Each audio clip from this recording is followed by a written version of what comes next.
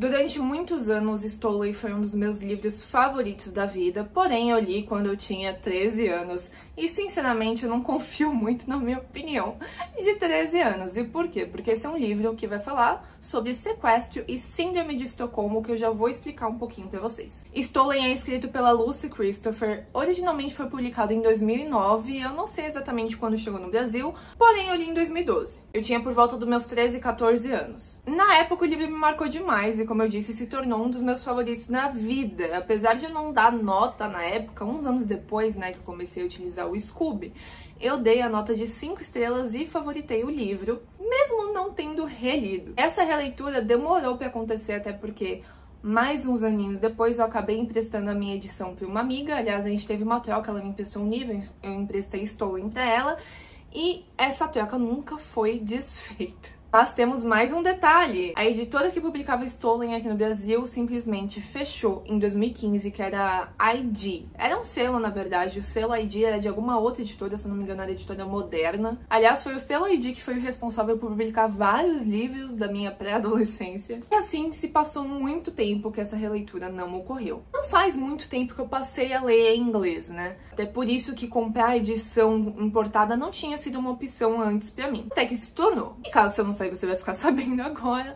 as edições importadas são muito caras. Mas ano passado minha melhor amiga me presenteou no meu aniversário e, enfim, finalmente essa releitura aconteceu. Inclusive foi muito bonitinho que ela escreveu pra mim. Sempre que me dá uma cópia, e na Amazon normalmente vem esse bilhetinho, né, de presente, eu deixo o bilhete aqui atrás, pra eu lembrar do presente da pessoa, enfim. E eu gosto muito do que ela escreveu aqui, que basicamente é: porque depois de curar a criança interior, tem que curar a adolescente interior. E eu sei que a Elise adolescente era doida nisso daqui, e como eu era, eu acho que ela já me escutou falando desse livro 501.000 vezes, porque em 2012 a gente já era melhores amigas. Um beijo! E ela termina desejando um feliz aniversário e que ela tem muito orgulho de poder me acompanhar. Te amo, Ju. E eu fiz questão de fazer essa releitura com muito cuidado, até como eu disse, né, trata de temas muito sensíveis, e eu queria também trazer esse olhar de Elise, não só adulta, mas Elise psicóloga. E até por isso que eu anotei tanto do livro, olha isso daqui. E foi o primeiro livro que eu anotei, gente. Não só com post-it, mas tá todo marcado com marca-texto, com caneta também. Não sei se vai dar pra ver, mas um pouquinho aqui das marcações pra vocês. Ai!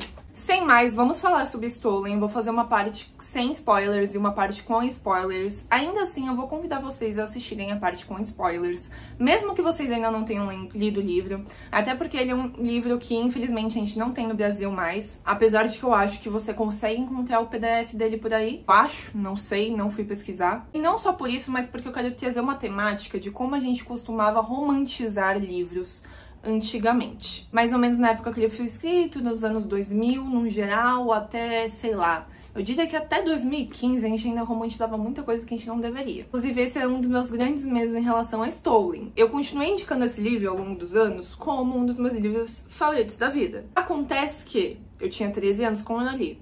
O senso da Elise de 13 anos não era tão bom. Desculpa, Elisinha, mas eu não confio tanto na sua opinião. Mesmo assim, continuei indicando esse livro para as pessoas. Se eu não me engano, foi no ano passado, em 2022. Foi ano passado, até porque foi quando eu publiquei o unboxing desse livro no meu Instagram. Aliás, me sigam lá, é Estante da Elise. Uma pessoa foi ler o livro e depois ela veio conversar comigo, mencionando como ela estava torcendo pelo sequestrador.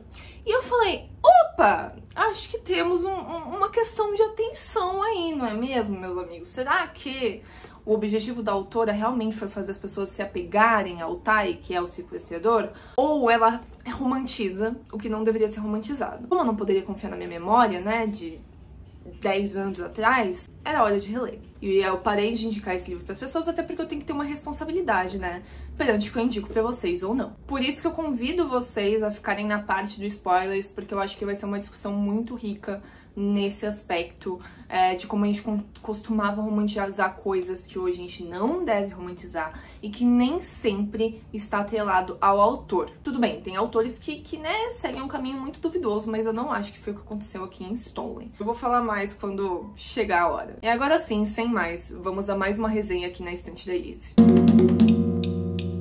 Gemma, nossa personagem principal, ela tem 16 anos, e um ponto muito importante de Stolen é que ele, na verdade, é uma carta. Tanto que aqui no Brasil ele era publicado como Stolen, Carta ao Meu Sequestrador. E como vocês muito podem imaginar, ela tá escrevendo uma carta pro Tai, né, que é o sequestrador dela, meio que contando todos os eventos que levaram até o sequestro e de tudo que aconteceu, né, nesse sequestro em si. O motivo pelo qual ela escreveu a carta, aí só lendo o livro pra descobrir, ou, né, ficando até a parte dos spoilers. O momento que tudo ocorreu foi quando a Gemma, ela tava fazendo uma ponte em Bangkok. Ela tava indo com seus pais, se não me engano, até o Vietnã, por conta do trabalho da mãe dela. E antes de pegar o voo, a Gemma decide tomar um café. A Gemma tava sem a moeda local. Nisso, chega um cara que ela já tava observando, né, um cara muito bonito. Fala, não, tudo bem, eu pago o café pra você. Bate bem naquele negócio de, pelo amor de Deus, nunca aceite nada de estranhos, nunca aceite nenhuma bebida de estranho, mesmo que você ache o cara bonito, que foi o que aconteceu aqui, porque a Gemma já tava meio que olhando pro Tai assim, tipo, nossa, que bonitinho, apesar dele ser mais velho. A idade do Tai não é muito bem descrita aqui. A entender que no momento atual do livro ele tem lá pelos seus 24 e 25 anos, se eu não me engano. Eu acho que 24 anos, enquanto a Gemma tem 16. Enfim, ela já tinha notado o Tai. Eu gosto muito, inclusive, do começo desse livro. Eu sempre achei esse começo genial. Você me viu antes que eu visse você. No aeroporto, naquele dia de agosto, você carregava aquele olhar. Como se você quisesse algo de mim. Como se você quisesse há muito tempo. Ninguém nunca me olhou dessa forma antes, com esse tipo de intensidade. Isso me surpreendeu, eu acho. Aqueles olhos azuis, azuis como gelo, como se, olhando pra mim, eu pudesse esquentá-los. Eles são muito poderosos, sabia? Os seus olhos. E muito bonitos também. Você piscou rapidamente quando eu olhei pra você. E se virou, como se você estivesse nervoso. Claramente ele estava nervoso porque ele estava planejando sequestrá-la. Como se você se sentisse culpado por estar olhando uma garota aleatória no aeroporto. Mas eu não era qualquer garota, era? Não, não era. Spoiler, não era qualquer garota. Pois ela fala como ela tava discutindo com os pais, enfim, ela tava lá pra pegar um café. Ficou sem a moeda local, o cara falou, não vai levar o café dessa forma. O Tai chega e fala, olha, posso pagar o cafezinho pra você, pode ir lá sentar e espera lá. Nesse meio tempo, você já sabe muito bem o que ele faz, né, com o café, coloca algo, faz com o tempo que ela fica desnorteada, tipo, ela começa... Aliás, não é logo de cara, eles iniciam uma conversa, ela acha ele muito bonito, apesar de achar que, tipo, um cara mais velho, assim, né, tipo, é aquele famoso paixão do aeroporto platônica, não necessariamente do aeroporto, tipo, você viu uma pessoa muito bonita em algum momento, mas é platônico, é só aquele negócio, tipo, uma troca aqui que nunca vai dar em nada, mas vou me permitir viver esse momento. No meio da conversa, a Gemma começa a já sentir alguns efeitos, assim, que algo está muito errado. Ela vai perdendo o senso de realidade, ela não dorme exatamente, mas ela vai se desconectando da realidade. Nisso, o Tai já a pega, começa a andar, e é muito doido, porque ao mesmo tempo que ela consegue entender o que tá acontecendo, entender entre muitas aspas, ela tem a ciência que, por exemplo, ela tá andando com ele, que ele a pegou e tá abraçado assim, que ela tá se apoiando nele, mas ela não consegue entender verdadeiramente o que está acontecendo. Esse senso de consciência ela não tem. Ele a leva até o banheiro, ele troca a roupa dela por uma roupa que ele já tinha. Se eu não me engano, ele coloca uma peruca, um chapéu, acho que é um chapéu, pra disfarçar mesmo, pra que ninguém a reconheça. Ele já tinha documentos, então você vê que é um negócio que já estava sendo planejado, ela não foi simplesmente uma garota aleatória, ela foi escolhida. Você não sabe quando, mas ela foi escolhida. Não foi simplesmente, tipo, essa garota que vai ser o alvo mais fácil aqui. Não é nada disso. E nisso, ele pega um voo até a Austrália. No caso, ela e a família eram de Londres, né? Ela nunca pisou na Austrália antes. Até na conversa que eles estavam tendo, né, antes, enquanto eles tomavam café, ele menciona a Austrália pra ela, né? Tipo, você já conheceu, você tem curiosidade de visitar, tal...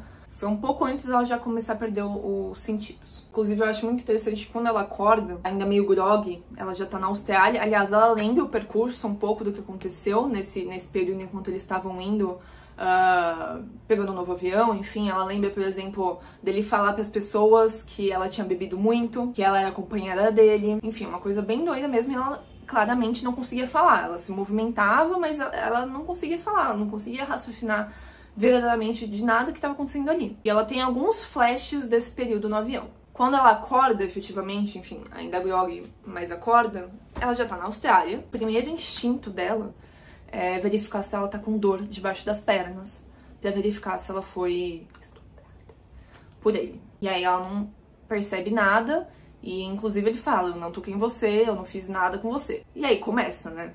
Ela foi sequestrada, ela está na Austrália, só que ela também percebe que ela não tá amarrada, que as portas não tem tranca, que ela tá solta, entre muitas aspas. O primeiro instinto que ela tem quando ele tá um pouco longe é correr, né? Até porque vai que essa é a minha única chance que eu tenho pra escapar. E ela vai, ela tá sem amarras, a porta não tá trancada, ela só começa a disparar. Quando ela chega lá fora, ela tá no deserto. O lugar que eles estão é literalmente no meio do nada. Assim, você olha pro norte, sul, leste, oeste, não tem absolutamente nada ao redor deles.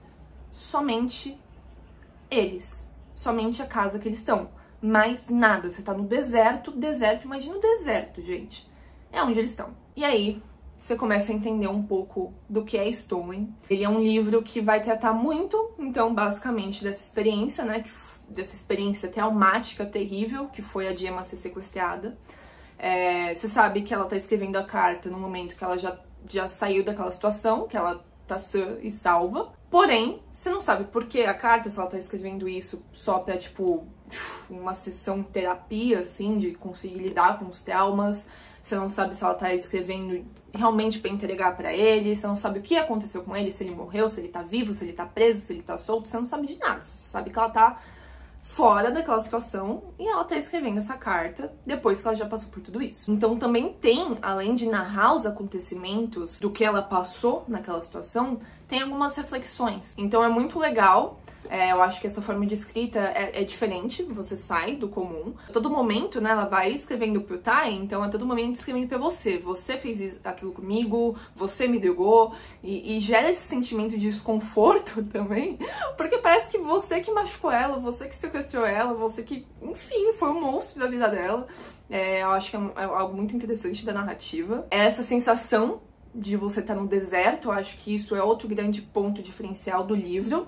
Porque essa questão de você estar na Austrália, essa imersão dessa experiência, de alguma forma, de você estar num lugar no meio do nada, sem nenhuma esperança que alguém possa te socorrer, sem saber pra onde ir, porque é aquela questão, que é algo que ela até tenta fazer algumas vezes ao longo do livro, vai explorar esse deserto e realmente, gente, não tem esperança, sabe? Você não sabe onde tá, ainda mais sem meio de transporte, sem nada.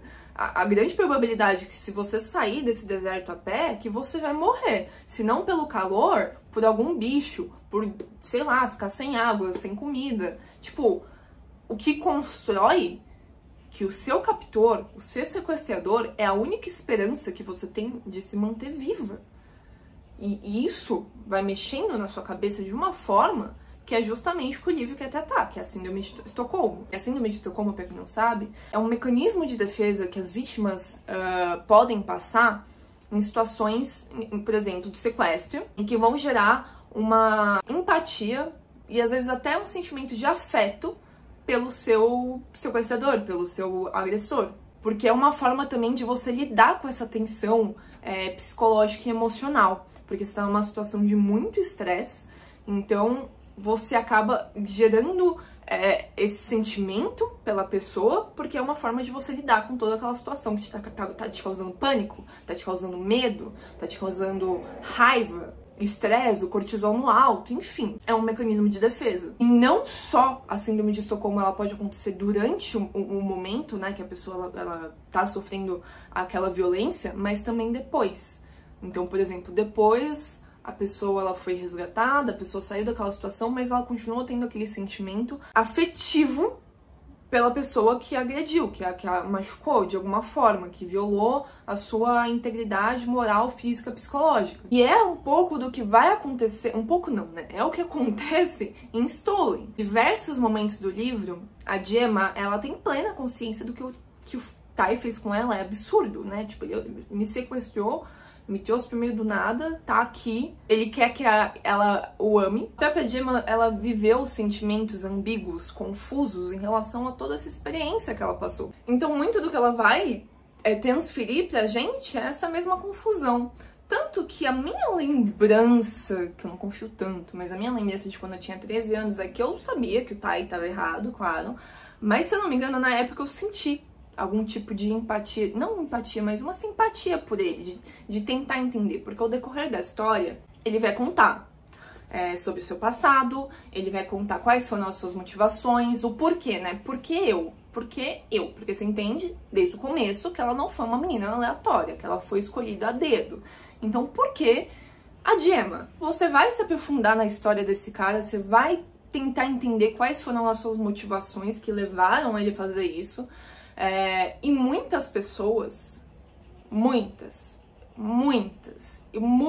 pessoas criam essa simpatia pelo Tai. Que aí até o que eu falei no começo do meu vídeo. Foi um objetivo da Lucy ou ela romantizou o que não devia? Hoje em dia, a minha experiência foi diferente, porque eu fui muito mais num lado racional, num lado de analisar, de sempre estar na cabeça, esse cara é um filho da mãe, entendeu? Que não me permitiu em nenhum momento ter qualquer nível de simpatia por ele. Ele pode ter tido seus, entre aspas, motivos que levaram ele a fazer o que ele fez. Nenhum deles é uma justificativa. É só uma explicação do porquê ele precisava de terapia na vida dele, entendeu? O que na época se tornou um dos meus livros favoritos, hoje eu não sei. Eu acho que eu ainda vou continuar falando que ele é um dos meus livros favoritos, porque ele me marcou muito na minha vida. Que é um daqueles livros que a gente pode olhar e falar, esse me marcou como leitora, esse me marcou e me fez um pouco da leitora que eu sou hoje. Por o respeito à Elise mais nova, eu vou continuar declarando que esse foi um dos meus livros favoritos da vida. E não que ele não seja um bom livro, ele é um ótimo livro. Eu só não acho mais que ele é um dos melhores livros que eu já li. Que na época eu teria dado 5 estrelas favoritado, hoje eu dou um livro 4 estrelas, até porque eu já li muito sobre essa temática. De sequestro, de síndrome de Estocolmo. Inclusive um dos meus livros favoritos que eu já li mais velha, que é O Colecionador, ele é um pouco nessa temática, apesar da condução ser diferente, enfim. Eu já vi muita coisa relacionada a esse assunto, então já não é mais algo de outro mundo. Apesar de sim eu achar que uma coisa muito diferente que ela fez aqui foi a própria carta, foi a forma como ela conta essa história para nós, leitores. E por quê, né? Por que tantas pessoas acabam se apegando ao Tai? Por que tantas pessoas geram essa conexão por ele, mesmo sabendo que tudo que ele fez é completamente perturbador, completamente condenável? Por que as pessoas se apegam ao Tai? A resposta para essa pergunta é complexa e ela vai envolver muitos fatores. Em primeiro lugar, a própria narrativa da Lucy Christopher, ela é bastante, como eu disse, ela é direta, né? Ela tá sempre se referindo a você.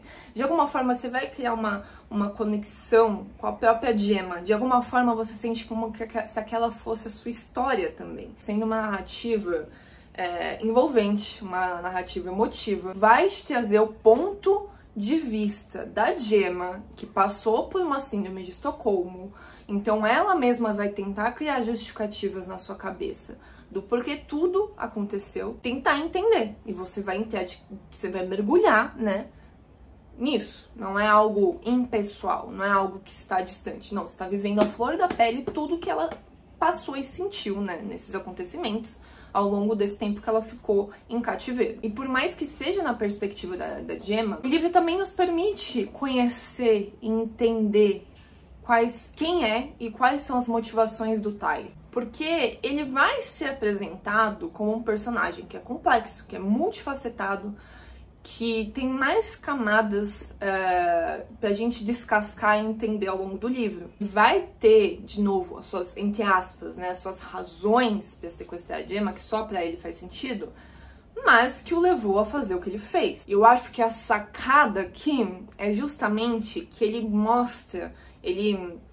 diversos momentos ele mostra uma preocupação ao bem-estar da Gemma, que aí eu só posso falar quando tiver na parte de spoilers. E isso cria o que no leitor? Cria uma sensação de talvez ele não seja tão ruim assim. Porque olha como ele tá fazendo X coisa, olha como ele é uma pessoa boa.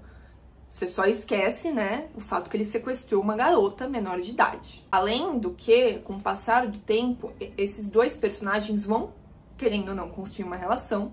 até porque você é colocado de novo naquele ambiente do deserto, naquele ambiente do isolamento, onde eu não tenho ninguém além dessa pessoa. Ele é literalmente o último resquício de mundo que eu tenho para além da natureza. Ele é o único outro ser vivo que eu consigo ter contato, que isso você vai passar, obviamente, com qualquer situação de sequestro. Mas, como eu disse, não tem a possibilidade de, como em outras situações, de, se eu conseguir escapar daqui, alguém me socorre. Mesmo que ela consiga escapar, até pelo fato que ela não tem nada que a amarre, que ela não fica presa no quarto nem nada, mesmo indo pro mundo afora, não há nada, não há ninguém. Tipo, tenta imaginar o quão desesperador é isso. Tem até um momento do livro que ela chega a falar: se ele tivesse falado pra mim que o apocalipse aconteceu, a humanidade inteira morreu, eu teria acreditado. E nós somos as últimas 2 pessoas vivas na Terra. Por isso, né, pela própria situação de sequestro, de síndrome de Estocolmo, mas também essa sensação de isolamento total, faz com que eles desenvolvam essa conexão. Que pra ele já existia, né, enfim, por os motivos dele, mas que pra ela vai se construindo ali sempre essa ambiguidade, de tipo, cara, eu odeio esse homem, eu espero que ele morra, eu espero que ele se destrua, mas ele também é a única possibilidade que eu tenho de continuar viva. A minha vida depende dele. E quando você começa a desenvolver, tipo, cada vez mais, a minha vida depende dele, de alguma forma ele está me salvando, está me cuidando, você vai criar esse sentimento de gratidão, esse sentimento de apego, de afeto, mesmo sendo muito estranho, né? Tipo, caraca, eu só estou nessa situação por conta dele. Mas como eu disse, a síndrome de Estocolmo, ela vem muito nesse lugar de mecanismo de defesa, de proteção, por conta dessa complexidade emocional e psicológica que fazem as pessoas se apegarem e simpatizarem e às vezes até torcerem pelo Tai. E como eu sei que parece absurdo, gente, mas isso aconteceu e muito. E eu acho, depois de toda essa leitura, de todas essas marcações e de pensar com muito carinho, que não foi uma romantização da escritora. Ela simplesmente conseguiu passar pra muita gente exatamente o que a Gemma viveu, exatamente o que a Gemma sentiu. E eu acho esse um talento do caramba. Eu acho que por isso também que faz ser um livro tão bom, que eu não li, fiquei chateada, e não foi uma decepção, longe disso. Aliás, acho genial.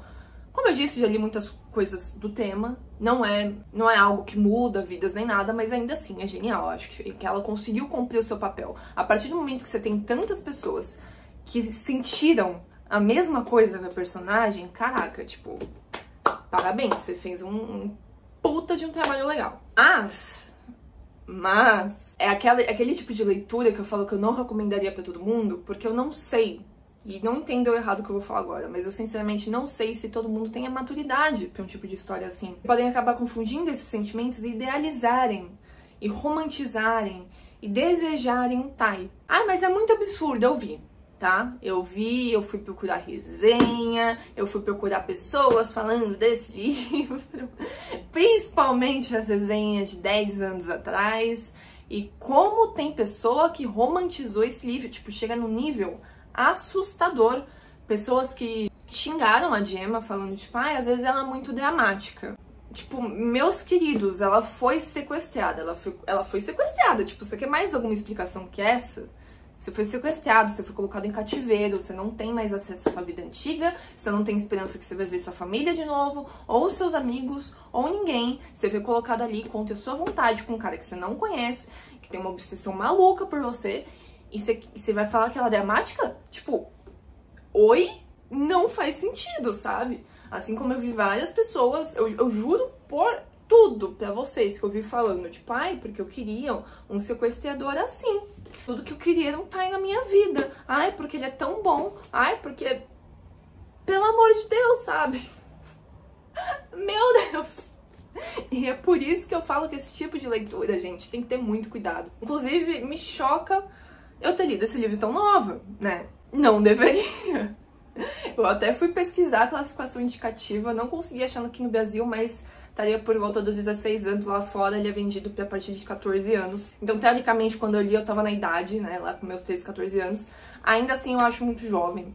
Ainda assim, eu acho que tem até pessoas mais velhas que não conseguem ter esse senso de, tipo, elas vão acabar se entregando nesses sentimentos E pode culpar? Não sei, sabe? A gente parte daquele princípio que cada um vai ter uma experiência de leitura, que leitura, ela não necessariamente sempre vai ser racional, a leitura, por muitas vezes, ela vai ser emocional. Eu acho que é muito legal a gente falar sobre isso. Cada um vai ter uma experiência de leitura. Que as suas reações emocionais e cognitivas podem ser diferentes das minhas, por exemplo. Alguns leitores, eles vão se conectar e vão se atrair por uma história dependendo da sua complexidade, desafios morais e psicológicos que envolvem aquela narrativa, que os personagens enfrentam também. Outras pessoas podem se concentrar nas ações objetivas, né, de uma forma mais racional mesmo, e que vai julgar tanto o enredo quanto os personagens com base em critérios éticos e morais. Acredito eu que quando eu li esse livro mais nova, eu fui completamente por esse lado emocional, e hoje eu fui mais nessa análise psicológica, ética, moral. Por isso foram duas experiências de leitura completamente diferentes. Tem uma que é certa, tem uma que é errada? Não tem. Não tem. Até porque em muitos aspectos é o objetivo da Lucy fazer isso com a gente. Até por, como eu disse, né, por ser no ponto de vista da Gemma. A maior grande parte do livro é ela com ódio mortal do Ty. Também tem aqueles vislumbres de, querendo ou não, uma humanidade nesse sequestrador, que vão levar algumas pessoas a entenderem, a simpatizarem, às vezes até se identificarem em alguns aspectos. Tentar compreender as suas ações de uma forma mais simpática, que hoje em dia eu só sabia xingar esse cara. Mas eu sei que tem muita gente que vai olhar pra isso e falar, olha que passado trágico, triste, enfim. Existe essa magia da ficção, né, que nos permite nos aproximar de situações de emoções que na nossa vida real, né, não aconteceria. Graças a Deus. Então pode ser que exista esses sentimentos aqui que na vida real, caso aconteça, seriam impossíveis de acontecer. Que é moralmente condenável, que é emocionalmente repulsivo. Até porque, né, esses personagens não existem, ficção é ficção e não realidade. Ainda assim, mesmo com tudo isso, mesmo com essa magia da literatura, que, enfim, tudo que eu expliquei até agora, nós podemos ter experiências diferentes. Ainda assim, eu volto no ponto, né, e eu espero que vocês entendam quando eu falo que não é um livro para todo mundo, porque, apesar dos apesares, vão ter pessoas que leem um livro desse jeito e não vão compreender. E isso não deve acontecer na vida real. Que esse sentimento que você tá tendo, talvez de identificação ou de simpatia pelo sequestrador, é simplesmente um espelho do que a personagem principal tá sentindo. E que você tá sentindo também, porque você tá literalmente lendo as palavras dela sendo escritas pra você. Você, como ela sempre se refere no livro, você. Você que fez isso comigo, você fez aquilo, você. É uma conexão que está sendo criada propositalmente, mas que você tem que ter consciência que tudo que está sendo feito ali, tudo que ele fez com ela, é errado, é abominável, é assustador, é um pesadelo. Ele é, sim, um monstro. Ele não é nada além de um sequestrador maníaco, narcisista, antissocial, que sequestrou uma menina menor de idade. Independente de ela ser menor de idade ou não, eu só coloco isso porque eu acho que é ainda mais um agravante, entendeu? Por motivos que, de novo, eu só posso comentar na segunda parte. Também tem algo ponto que, acredito sim, apesar de eu achar que esse foi o objetivo da autora, que ela conseguiu ter sucesso no seu objetivo, etc, etc, eu acho que a época que esse livro foi lançado, ele tem muito peso quanto as pessoas têm essa reação, né? Quanto a Stolen. Porque, como eu disse, acho que eu já disse, pelo motivo que anos 2000, até 2015, etc., esse tipo de assunto, de relacionamentos estranhos que eram romantizados e não deveriam. Desse homem controlador, esse homem que, meu Deus, ele a ama tanto que ele não pode se controlar. E meninas, né, vítimas, e muitas vezes submissas e dependentes emocionalmente. Aqui eu não tô falando nem só de Stolen, eu tô falando de muitas obras. Era uma tendência da época a romantizar esses aspectos, sabe, desses homens claramente abusivos, controladores, machistas, enfim, e que com o tempo, ainda bem, a gente conseguiu abrir nossos olhos pra isso e falar, opa, isso não é certo, a gente não deveria estar desejando um relacionamento desse jeito, a gente não deveria estar desejando uma pessoa desse jeito. É uma coisa que eu sempre bato na tecla, que às vezes eu vejo pessoas que estão em relacionamentos saudáveis e falam, tipo, ai, porque o meu relacionamento ele é muito parado, ai, porque o meu relacionamento ele é muito sem graça, porque o meu relacionamento não tem emoção, e tipo, não, sabe, a maior grande parte das vezes, a não ser que você, sei lá, deixou de sentir amor pela pessoa que você tá, a maior grande parte das vezes simplesmente significa que você está dentro de um relacionamento saudável. Um relacionamento saudável muitas vezes é confundindo um relacionamento monótono. E esse lance de tipo, eu quero desejar uma grande emoção, não. A maior grande parte das vezes as pessoas só estão descrevendo um relacionamento abusivo também. É um relacionamento abusivo que não deve ser desejado, não deve ser estimado, não deve. Mas que aí, durante anos e anos e anos, isso foi inserido em nós como meta. Não é uma meta, é o que você deve fugir o máximo que você puder. E é por isso que eu falo que a época, acredito eu, teve uma grande influência as pessoas enxergarem e entenderem o Tai dessa forma. Por que eu tô trazendo isso? Porque nem sempre a gente tem que culpar os leitores, né? Existe tanto o lado da gente ler de uma forma mais emocional, de uma forma mais racional.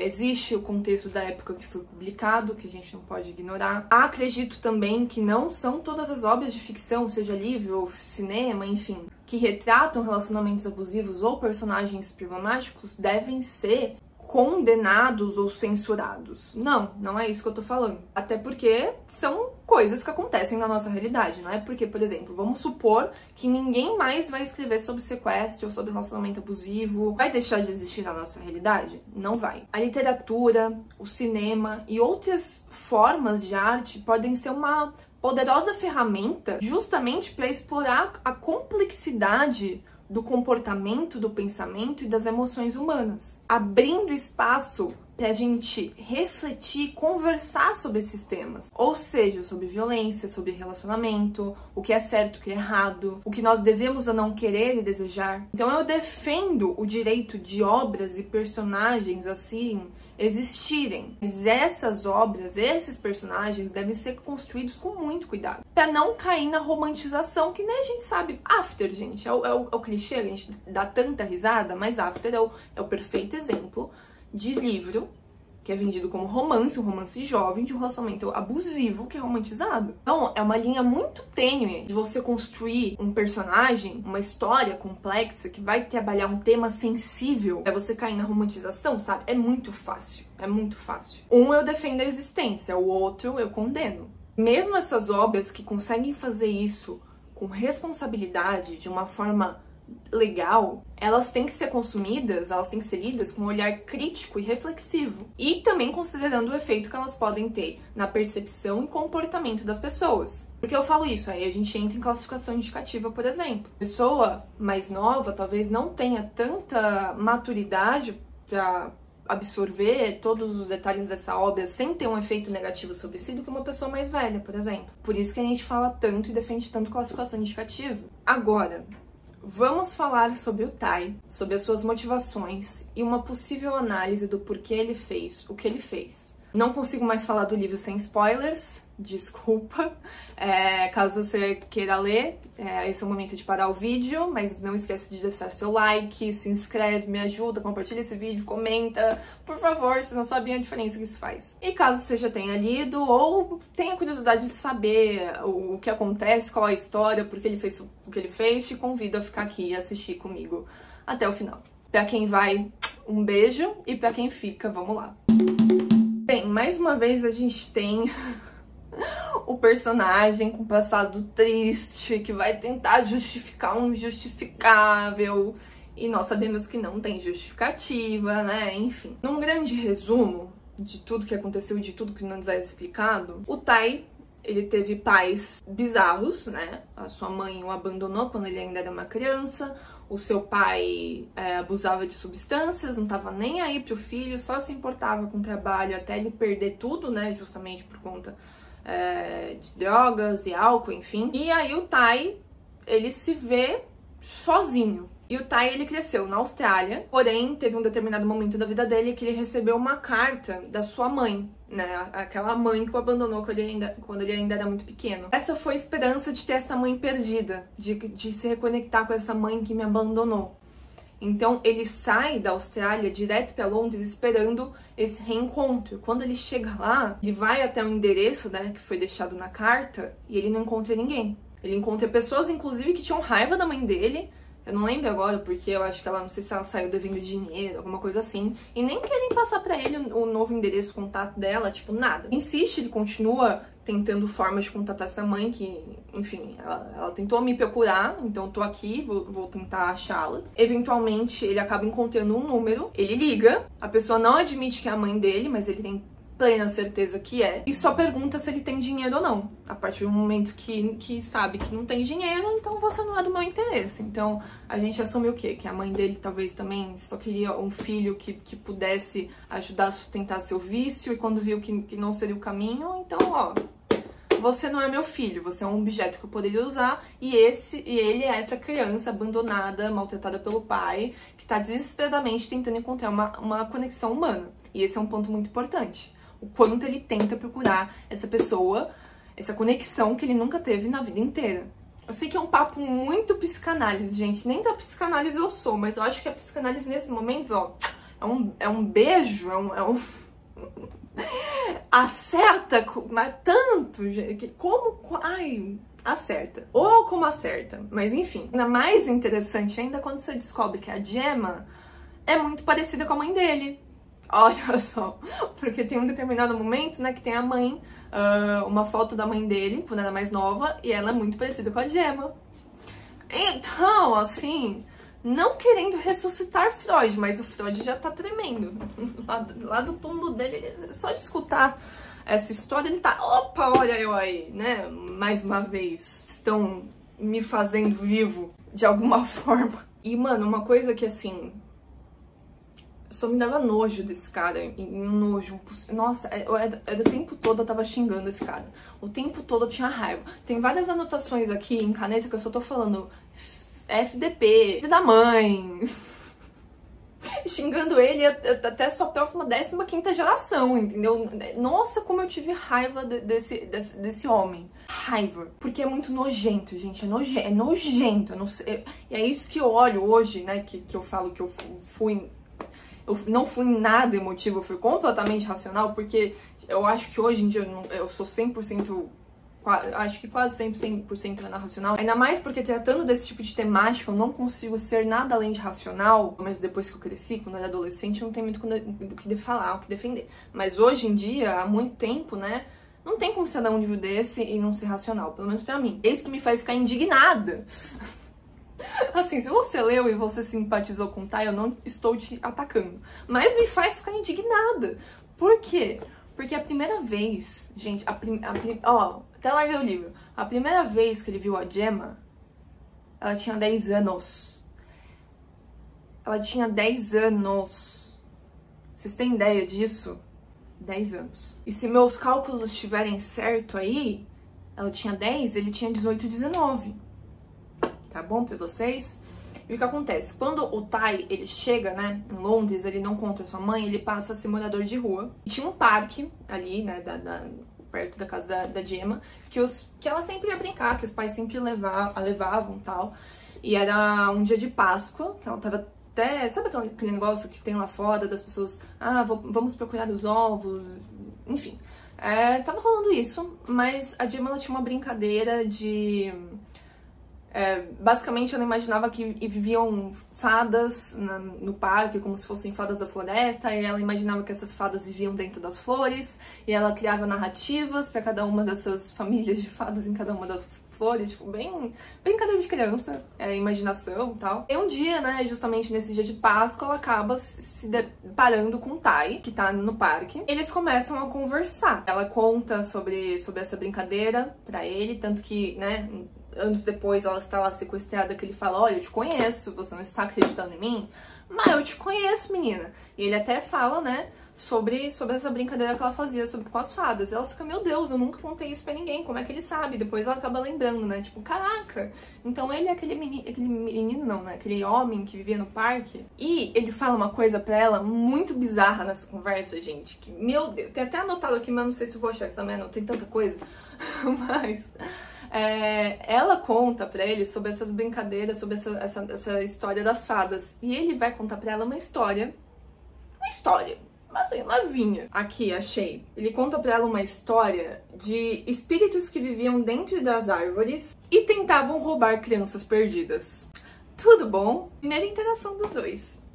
E aí, se eu estou me lembrando corretamente, essa conversa que ele teve com ela quando ela tinha 10 anos fez ele lembrar dessa liberdade, de alguma forma, e fez com que ele tivesse saudades da Austrália, de se sentir livre. Foi aí que ele começou a querer voltar pra casa, voltar pra onde ele nasceu. Mas ele também se tornou um Joe Jill, um stalker, e começou a seguir a menina pra tudo quanto é canto, desde que ela tinha 10 anos. Ele até cita, né? Não tinha um dia que eu não via você. Eu sempre via você a todo qualquer momento. Ele foi procurar um emprego, tal, ele viveu num albergue durante um tempo, foi economizando, mas até então ele ainda não tinha o objetivo de sequestrá-la. Ele só queria voltar pra Austrália, pro deserto, enfim. Que ele tem muito essa paixão pelo deserto, né? Mas virou o stalker dela, realmente, tipo... Quando eu falo que ele era stalker, gente, ele era stalker. Ele sabia tudo dela, sabia quem eram os amigos dela, sabia os empregos dos pais, ele sabia tudo, absolutamente tudo, de todo mundo que vivia perto da Gemma.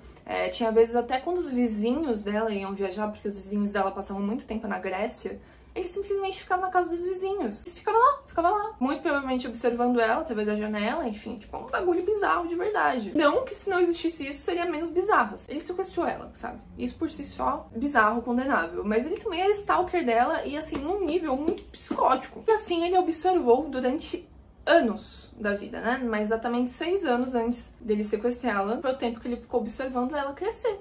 Mas foi só quando ela tinha 13 anos, acho que 13, 14 anos, que ele decidiu que ele iria sequestrá-la. Por quê? Segundo ele precisava salvá-la. Essa é a justificativa que ele dá. Primeiro ele fala que ele precisava salvá-la dos próprios pais, porque ele fala que os pais... Porque ele fala que em alguns aspectos ele conseguia reconhecer ele nela. Por falar, seus pais são obcecados por trabalho, seus pais não ligam pra você, que na verdade é só uma tentativa de manipulação mesmo. Ele acredita fielmente nisso porque ele não bate bem, ou é manipulação, e pode ser, né, os dois, que é o que eu acredito mais. Nesse caso específico dele falando dos pais dela, é completamente manipulação de fazer com que ela não tenha esperança de voltar pra casa. Por quê? Porque ele fala, porque seus pais não queriam mais saber de você, porque eles queriam te mandar pro internato, eles iam te mandar embora, porque eles só queriam saber de trabalhar. E assim, é claramente, pra mim, tá? Pra mim é claramente uma mentira, que é justamente, tipo, olha, desista, as pessoas com quem você tem relação e ama, não te amam da mesma forma, e eu vou te amar da forma que você merece ser amada. É isso que ele tá tentando fazer aqui. Assim como ele sempre fala mal dos amigos dela, que os amigos dela não ligavam pra ela de verdade e tal. Ela realmente tinha alguns conflitos com alguns amigos, só que ele alimenta isso. E tem um cara específico, que era um cara que gostava da Gemma, mas também era meio obcecado por ela, que era da idade dela. E tudo dá a entender que uma noite em que os amigos dela beberam muito, e ela tem essa relação complicada, como eu disse, com alguns amigos, que nem a melhor amiga dela, é aquela melhor amiga que você não confia tanto, tipo, eu gosto do cara, ela vai lá atrás desse cara que eu gosto, ela não se importa verdadeiramente comigo. Então, tipo, ela já tem essas relações um pouco fragmentadas, ela tem algumas desavenças com os pais, mas isso também não significa, né, que os pais não a amam, que os pais não se preocupam com ela, como ele alimenta. Então ele pega essas inseguranças que ela já tem e ele alimenta com força. Mas tem esse caso em específico de um menino que gostava dela, só que ele também era completamente pirado, e tudo dá a entender que teve uma noite que ele ia abusar sexualmente dela, que ela tava muito bêbada, ela tava, tipo, lá com seus 13, 14 anos, todos os amigos dela beberam, só que todos os amigos estavam com algum casal. Então a noite se encerrou basicamente com uma sessão de pegação geral, e ela não estava muito bem-vinda ali, né? Tipo, tava todo mundo basicamente, vai embora, porque a gente quer fazer coisas aqui que você não vai participar. E ela pegou e foi pra casa. Só que era madrugada, ela tava sozinha, e aí chega esse menino, que gostava, também era meio obcecado por ela, e vai tentar tirar proveito da situação, porque ele tá indo pra cima dela, assim, tentando forçar uma proximidade que ela não quer, e ela fala toda hora, eu não quero, vai embora, quero ficar sozinha. Quer ir sozinha pra casa, e esse menino lá insistindo, e ela percebe que tem uma coisa muito errada acontecendo, que é justamente quando você percebe, tipo, é o homem predador, né, que não ficou claro, mas tudo, de verdade, tudo dá a entender, né, que ele iria abusar dela sexualmente ali. E aí, algum estranho chega, que na época ela pensa que foi um amigo dele, tipo, um amigo dele chegou, reconheceu tal, começou a trocar ideia, e puxou ele pra longe. E ela aproveitou e foi correndo pra casa. Só que aí, né, anos depois, aqui no caso quando ela está sequestrada, ela descobre que não foi nenhum amigo desse menino, foi o próprio Tai. Então o Tai a salvou dessa situação, que é uma outra coisa que vai construir, né, no psicológico da Gemma, de tipo, olha, ele me protegia. E ela tem esse conflito, ela sabe que é completamente doente o fato, tipo, dele ser stalker dela, dele criar uma obsessão por uma garota de 10 anos, dele sequestrar ela também, mas ao mesmo tempo vai gerando esse conflito de tipo, poxa, mas aquele momento que é um dos mais traumáticos da minha vida, que eu tinha certeza que eu ia sofrer alguma violência, ele impediu que isso acontecesse, ele me salvou. E esse negócio de salvar acontece diversas vezes ao decorrer do livro, mas enfim, já chego lá. E aí foi nesse momento que o Tai descreve que ele decidiu, ele precisava salvar ela de verdade. E o salvá-la pro Tai é levar pra longe, é colocar ela o mais distante possível de todos os possíveis, imagináveis perigos do mundo. Só que como ele faz isso? Se tornando o próprio agressor, né? Se tornando o próprio monstro da vida dela, enfim. E ele tem um bagulho muito forte com o deserto. Tipo, ele acha o deserto e a natureza bonito, que ele quer que ela entenda também a importância do deserto, que ela passe a admirar esse deserto, essa natureza. É umas coisas meio, umas brisas meio assim. E aí o que acontece? A maior grande parte do livro, ela sente que ele é um cara bizarro, que é um cara, tipo, completamente fora da caixinha, que ele é nojento, que ele é um agressor, que ele acabou com a vida dela, que ele tá tentando ter controle em relação a ela, que ele é, né, o sequestrador dela, stalker, tudo junto misturado. Quando é que as coisas começam a mudar? E ela começa a desenvolver algum tipo de empatia por ele. Como eu disse na parte sem spoiler, tem certos momentos do livro, aliás, 2 momentos em específico, que ela explora esse deserto. Por quê? Porque ela quer ter certeza que não tem nenhum ser humano que possa salvá-la a alguns quilômetros de distância, porque ele afirma que ele realmente está no meio do nada, que não tem ninguém, nem nada perto, e ela não acredita. Ela fala, não, ele tá mentindo pra mim, deve ter alguém perto. E aí ele fala, tá bom, se você não acredita, então tenta. Vai lá. Boa sorte. Ela aproveita, deixa e fala, então eu vou, né? Eu vou, porque eu não acredito em você e eu vou achar alguém. A primeira vez ela vai a pé mesmo, é à noite, tá frio e tal, e ela anda, mas não acha nada nem ninguém. E eu não sei se é dessa ou na segunda vez que ela tem um pensamento muito forte também, que antes ela tava sendo motivada por esse senso de não, mas tem esperança, eu consigo sair daqui e tal. E aí ela pensa, mas se realmente for isso, se realmente a minha vida for ficar aqui com você, né, tá? Eu acho que eu preferia morrer nesse exato momento do que ter que passar mais um dia com você sabendo que não tem esperança. Isso é muito forte. Mas o que acontece? O Tai, ele também tem um carro, né? Que ele nunca deixa a chave acessível e tal. E tem uma vez que ela consegue pegar a chave desse carro e parte. E ele fala, pelo amor de Deus, não vai, sei lá o quê, que você não conhece nada aqui, você vai acabar morrendo. E, enfim, ela claramente não acredita nele, não escuta ele. Óbvio, esse senso de proteção, de tipo, eu tenho que escapar daqui, eu tenho que voltar pra minha vida. Ela pega o carro e vai deserto afora tentando achar algum sinal de vida humana. Só que ela vai no meio do dia, né? Aquele sol tenebroso, aquele calor absurdo. Esqueci o termo, mas ela acaba atolando o carro na areia. E aí ela tem que continuar a pé, só que tipo, ela tá sem nenhuma proteção, ela tá com roupa curta. Aí, cara, ela tá sem água, tá sem comida, tá sem nada. No meio do caminho ela acaba desmaiando. E aí ela tem queimaduras fortes. Muito fortes. Ela acorda já resgatada pelo Tai, porque ele foi atrás dela, ele seguiu, né, os passos dela, ele foi com um camelo atrás dela.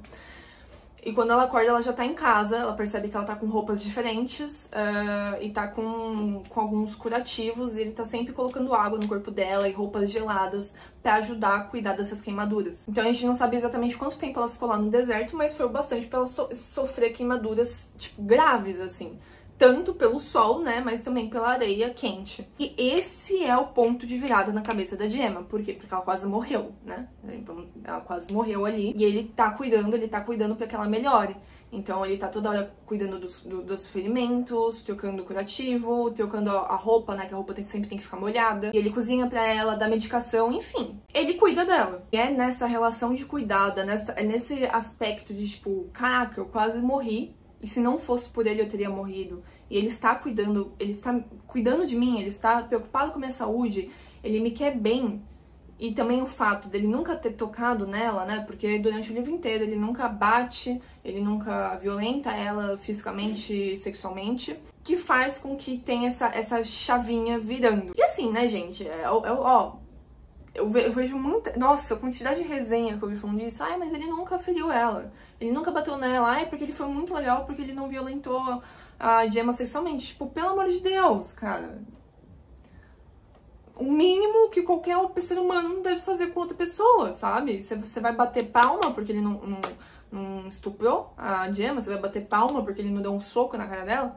Tipo, o que isso diminui o fato que ele a sequestrou, né? Vamos começar por aí. Ah, mas porque ele a ajudou. Ah, porque ele salvou a vida dela. Ah, porque ele cuidou dela. Ela só tá nessa situação por conta dele, né? Assim, pelo amor de Deus. Em termos de narrativa e da personagem, eu acho que pela minha análise, é exatamente aí que ela começa a mudar. E começa a enxergar o Tai de uma forma diferente. Porque até então era só raiva, odeio esse homem, cara zoado, etc, etc. E foi a partir desse momento que ela ficou tipo, ah, mas ele cuida de mim. Ah, mas ele sabe ser uma pessoa boa. E aí vem a cena do livro, né, que eles começam a entrar num acordo. Porque apesar dela começar a desenvolver esses sentimentos, né, por ele, mais afetuosos, ela ainda tem raiva, ela ainda tem a ciência que, tipo, não, ele é um cara babaca e tal. E ela insiste toda hora que ela quer voltar pra casa. E eles acabam chegando num acordo. Eles chegam num acordo que aí você acredita, se quiser, né, se ele ia cumprir ou não esse acordo.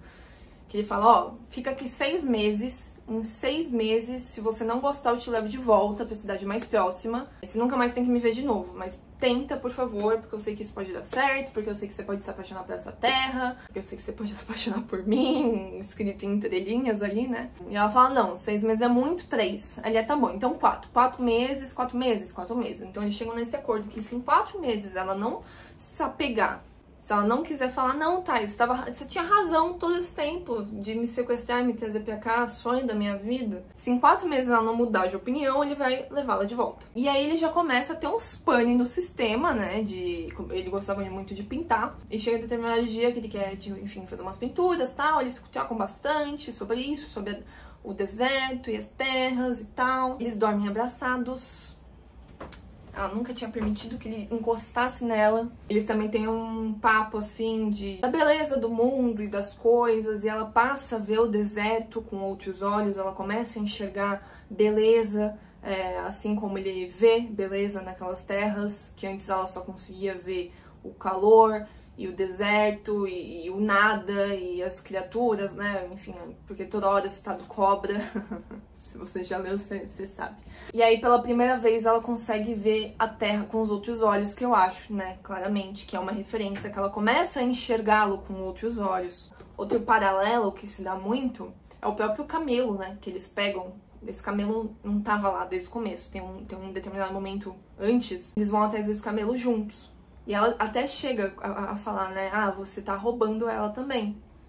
Assim como você me roubou. E em muitos momentos ela fala com esse camelo, falando, olha, ele também te tirou de tudo que você conhecia, você nunca mais vai voltar pro seu bando. Começa a fazer esse paralelo da própria história dela com a do camelo. Inclusive, depois que eles fazem esse acordo, né, dos 4 meses, ela chega no camelo e fala, olha, daqui 4 meses eu tô indo embora, mas você vai ficar aqui, eu sinto muito, desculpa te deixar, tal, enfim. Fala outro paralelo que é muito feito ali, né, junto.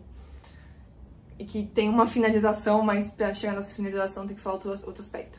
O que acontece? Como a Gemma é salva, como a Gemma consegue sair dessa situação. Logo depois dessa noite que eles trocam bastante, que eles conversam, que ela começa a perceber que ela tá tendo algum sentimento por ele, que não é somente o medo, o terror, o ódio, sim algo afetuoso, algo talvez até romântico a algum nível, e não, gente, eu juro que não é romantizado, é só, tipo, literalmente a síndrome de Estocolmo, tá? Quando ela acorda, dessa noite que eles dormem na abraçada, ela acorda sozinha, ela vê que o Tai não tá mais ali, e ela vai procurá-lo. Só que ela vai descalça. Ela não vai com a bota que normalmente ela usava, por conta das cobras da região. E é uma coisa, tá, mencionado o livro inteiro. Eu não lembrava disso, a minha memória de 13 anos só apareceu uma cobra lá no final e aí desenrolou tudo.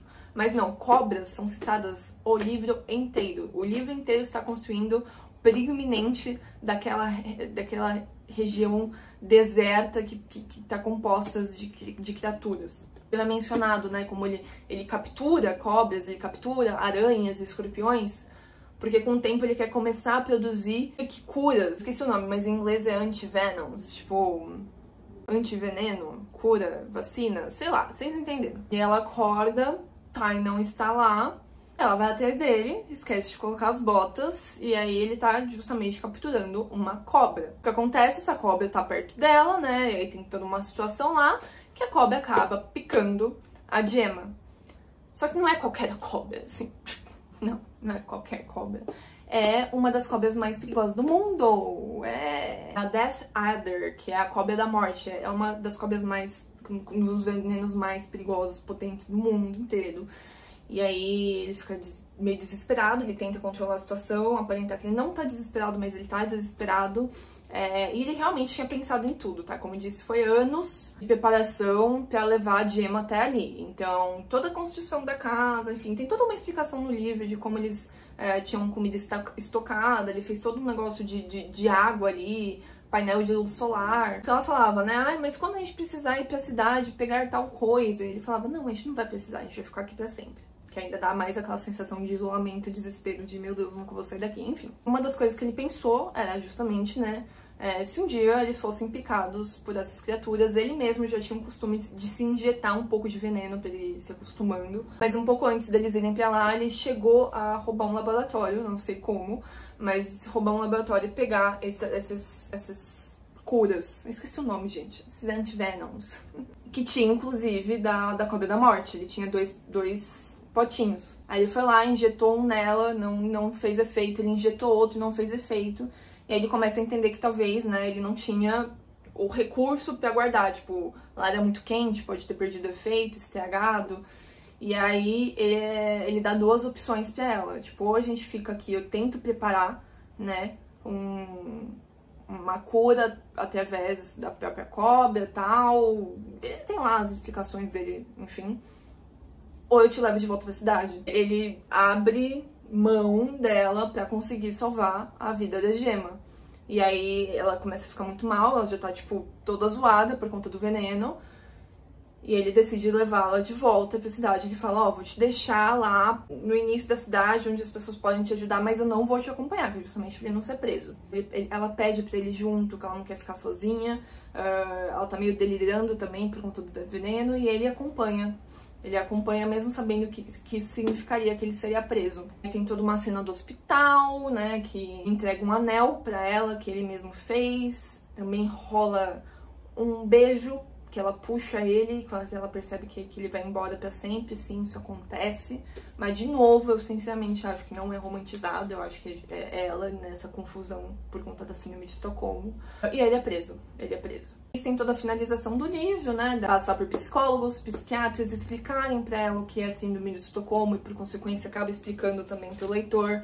Em todo esse conflito dela entender de, tipo, caraca, esse cara que eu deveria odiar e que até pouco tempo atrás eu odiava, de repente eu sinto falta. De repente eu sinto carinho, de repente me dói a ideia que eu nunca mais vou vê-lo. Que ele pode ser preso e que ele vai sofrer consequências, mas eu sei que ele tem que sofrer essas consequências diante disso tudo, porque eu sei que o que ele fez é errado, mas eu não me sinto dessa forma. É muito difícil, é muito angustiante pra Gemma. E aí chega num dos momentos que eu acho mais geniais do livro, que é ela imaginando, né? Porque, no caso, quando ela tá escrevendo essa carta, o julgamento ainda não aconteceu.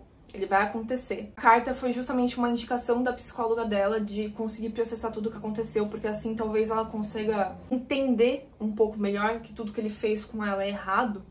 E aí ela fala, mas eu ainda não consigo, eu ainda tenho esses sentimentos conflituosos e vai chegar o julgamento e eu não sei o que fazer. E eu comecei a falar para as pessoas o que elas queriam ouvir, porque toda vez que eu falava que você também tinha um lado bom, que você não era um monstro, que nem pros médicos, ou pra minha mãe, pro meu pai, eles ficavam assustados, eu não queria ter essa reação. Então é mais fácil eu simplesmente falar pra eles o que eles querem escutar, mas não é isso que eu sinto. E como vai ser quando chegar ao tribunal? Que é aí que eu falo que é uma das partes mais marcantes do livro, mais geniais. Falo que você é um lunático, que ficou obcecado por uma criança, que perseguiu ela durante anos, que sequestrou, que foi violento, que me maltratou. Ou eu falo que não é nada disso, que a gente se conheceu uns anos atrás, a gente se apaixonou e foi tudo um plano nosso da gente escapar, de eu fugir da minha família. Pra você não ter que sofrer as consequências daquilo que você fez, porque, enfim, não quero o seu mal. Mas ela sabe, né? Ela fala, não, mas eu sei que você tem que responder pelos seus crimes. Você tem, o que você fez foi errado, você me sequestrou. Ela tem a consciência disso, apesar de todos esses sentimentos conflituosos que ela tá sentindo. E olha essa passagem. Eu queria ter amnésia pra poder esquecer como você se parece. Eu queria me sentir bem em deixar você ir pra prisão durante 10 ou 15 anos. Eu queria poder acreditar em tudo que as notícias dizem, né? Que ele era um monstro, que ele é horrível, enfim. Ou que meus pais dizem pra mim. Eu queria poder acreditar do que a doutora diz pra mim. Não é como se eu não entendesse de onde tudo isso vem. Eu também queria você morto. Mas vamos encarar, você me roubou. Mas você também salvou a minha vida. Em algum lugar, no meio de tudo isso, você me mostrou um lugar diferente, bonito. E que eu nunca vou conseguir tirar da minha cabeça. E eu também não consigo te tirar da minha cabeça. E aí depois que ela chega à conclusão, né? Tipo, poderia acontecer de duas formas. Eu culpar você, você é um monstro, é isso? Ou, tipo, inventar que eles planejaram tudo juntos, né? E aí quando ela cai na real e fala, eu não posso salvar você dessa forma, Thay. O que você fez comigo não é uma coisa brilhante que nem você acha que é. Você me tirou, você me levou pra longe de tudo. Meus pais, os meus amigos, a minha vida. Você me levou pra areia, pro calor, e pra sujeira, e pro isolamento. E você esperava que eu fosse amar você. Essa é a parte mais difícil, porque eu amei. Ou pelo menos, eu amei alguma coisa ali. Mas eu te odiei também. E eu não posso esquecer isso. Ou esse momento aqui que ela tem um colapso, né? Que ela fala, eu odeio isso, eu odeio tudo isso, eu odeio ele, inclusive. E eu te odiei naquele momento. Eu te odiei por tudo. Por me fazer sentir tão sem esperança em qualquer lugar que eu fosse, por me fazer perder o controle. Eu te odiei por todas as emoções que eu tinha na minha cabeça, por toda a confusão. Pelo fato que, de repente, eu tava duvidando de tudo. E isso, duvidando de tudo, é porque tem certo momento, né, que ela tá com o pai e com a mãe dela, que ela percebe o carinho que eles têm por ela, que ela percebe o quanto eles estavam preocupados, o quanto eles estavam arrasados pelo fato dela ter sido sequestrada. Aí ela lembra, né, que quando ela tava com o Thay, ele tava fazendo ela duvidar de tudo e de todos. Ele tava fazendo ela acreditar que ninguém se importava com ela, que os pais não queriam saber dela. E quando ela percebe esse carinho, né, essa preocupação dos pais, ela fica, ué, mas essa não é a mãe que eu tava na minha cabeça. Essa não é a mãe que você me fez acreditar que eu tinha. E aí ela percebe que, tipo, nossa, talvez você tenha mentido pra mim todo esse tempo e eu não tinha me dado conta disso. Então é isso que ela quer dizer, né? Eu te odeio por tudo que você me fez duvidar. Eu te odeio por ter virado minha vida de cabeça pra baixo e então esmagado ela. Eu te odeio por ter me feito questionar minha própria mãe. Mas eu te odiei por outra coisa também. Bem naquele momento, e em todos, desde que você me deixou, tudo que eu conseguia pensar era você. Eu queria você naquele apartamento. Eu queria os seus braços ao meu redor. E o seu rosto perto do meu. Eu queria o seu cheiro. E eu sabia que eu não podia ou não deveria querer isso. E isso é o que eu mais odiava. Essa incerteza de você. Você me sequestrou. Você colocou minha vida em risco. Mas de alguma forma eu também amava você. Ou pelo menos eu pensava que sim. E nada disso faz sentido. Então, é complexo. É difícil. É um misto de emoções que a Gemma tá sentindo e que, de novo, porque eu sei que alguém vai falar, mas tá romantizando. Não, não tá romantizando. Porque é justamente isso que uma pessoa que tá passando por síndrome de Estocolmo vai sentir. E eu acho que é muito bem construído e muito bem trabalhado e é feito com muita responsabilidade. E tem pessoas que vão desvirtuar, eu acho que vão ter pessoas que vão ler isso e vão se entregar nesse sentimento e falar, mas ele não era tão ruim assim. Não, ele é, gente, pelo amor de Deus, sabe? Pô, né? Pelo amor de Deus.